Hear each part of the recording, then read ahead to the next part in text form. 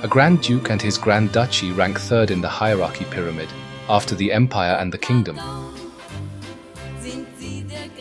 A Grand Duke is therefore a fairly high-ranking nobleman.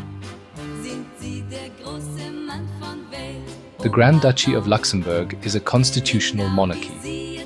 Grand Duke Henri is the representative head of state. Until 2007, he had a right of veto, but this was revoked by a constitutional amendment in 2008.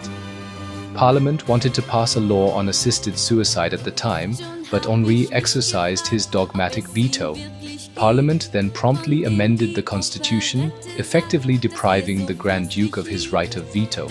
But the Luxembourgers like their Grand Duke, primarily because he acts modestly, unlike certain rulers in Arab countries, for example. That wouldn't go down well in Luxembourg. They support the Grand Ducal family with 11 million euros per year from the state budget.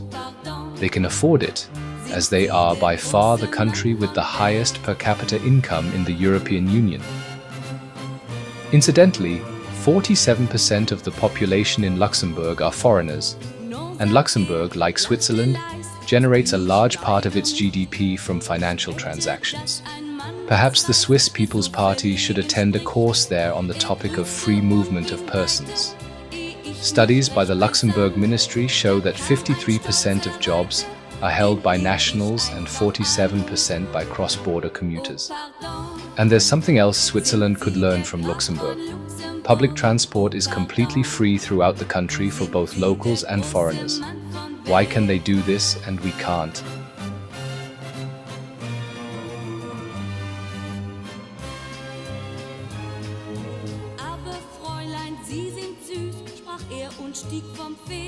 A look into the past.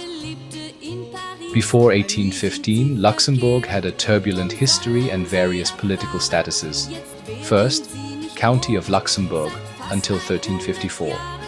Originally, Luxembourg was a county established in the 10th century. The Counts of Luxembourg played an important role in the Holy Roman Empire. The House of Luxembourg even produced 4 Roman German kings and emperors, including Emperor Charles IV. Second, Duchy of Luxembourg, 1354 to 1795. In 1354, Emperor Charles IV elevated the county to the Duchy of Luxembourg. It belonged to the Holy Roman Empire and was controlled by various dynasties, including the Burgundians, Spanish, and Austrians, Habsburgs.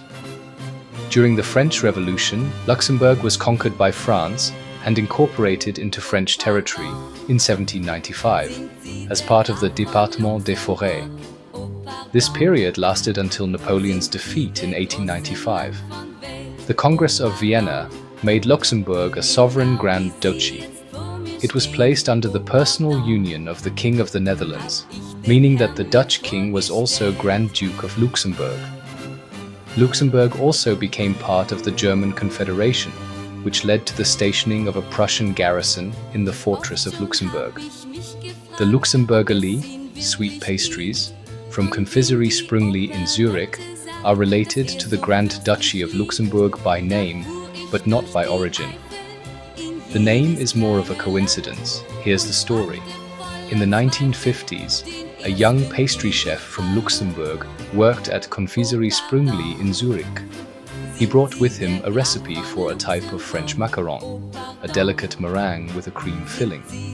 The Sprüngli pastry chefs further developed the recipe and refined it into what we know today as Luxembourgerlie, smaller, lighter, and finer than classic macarons. Since the original recipe came from a Luxembourger, the sweet creation was named Luxembourgerlie, Little Luxembourger in Swiss German. Conclusion: the connection to Luxembourg exists solely through the pastry chef who brought the original recipe for macarons. However, the Luxembourgerlie themselves are a purely Swiss specialty and a Sprüngli invention. They have nothing else to do with Luxembourg cuisine or patisserie tradition.